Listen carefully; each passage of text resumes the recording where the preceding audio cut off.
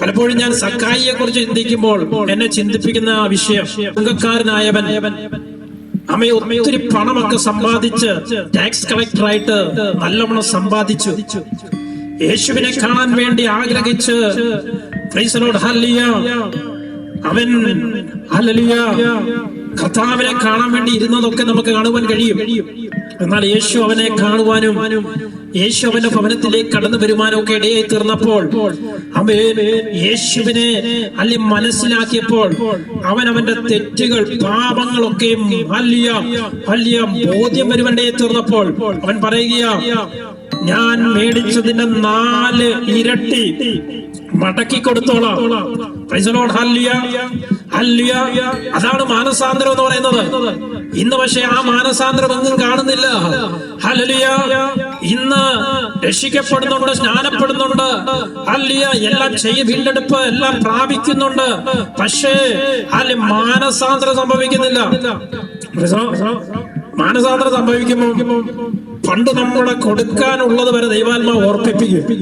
ആർക്ക് എത്ര പൈസ കൊടുക്കാനുള്ള കാര്യം പോലും ദൈവത്തിന്റെ ആത്മാവ് നമ്മളെ ഓർപ്പിപ്പിക്കും. അത് നമ്മൾ അവിടെ ഹല്ലേലൂയ കൊടുത്തു കഴിയുമ്പോൾ ചില വിഷയങ്ങൾക്കകത്ത് ദൈവത്തിന്റെ പ്രവൃത്തി പോലും വെളിപ്പെടുത്തുള്ളൂ.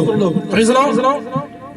പണ്ടൊരു ദൈവദാസന് അല്ലെങ്കിൽ ഒരു സഭയ്ക്കകത്ത് ഒരു സെക്രട്ടറി അല്ലെങ്കിൽ വളരെയധികം ഞാൻ നേരത്തെ പറഞ്ഞിട്ടുണ്ട്, വളരെയധികം രോഗത്താൽ ഭാരപ്പെട്ടുകൊണ്ടിരിക്കുകയാണ്. അദ്ദേഹം എവിടെ എത്ര ദൈവദാസന്മാരെ വിളിച്ച് പ്രാർത്ഥിച്ചിട്ടും തന്റെ ജീവിതത്തിൽ ഒരു വിടുതൽ പ്രാപിക്കുവാൻ കഴിയാതെ ഭാരത്തോട് പ്രയാസത്തോട് വേറൊരു ദൈവദാസന്റെ അടുക്കൽ കടന്നു ചെന്നപ്പോൾ അദ്ദേഹം ഇപ്രകാരം പറഞ്ഞു, കഴിഞ്ഞ നാളുകളിൽ ഈ ചർച്ചിലിരുന്ന അനേക ദൈവദാസന്മാരെ കണ്ണീര് കുടിപ്പിച്ചൊരു സെക്രട്ടറി ആണല്ലോ നീ. എന്നാൽ ഇന്ന് പകൽക്കാലം ദൈവസന്നിധിയിൽ നീ ഒരു കാര്യം തീരുമാനമെടുക്കണം.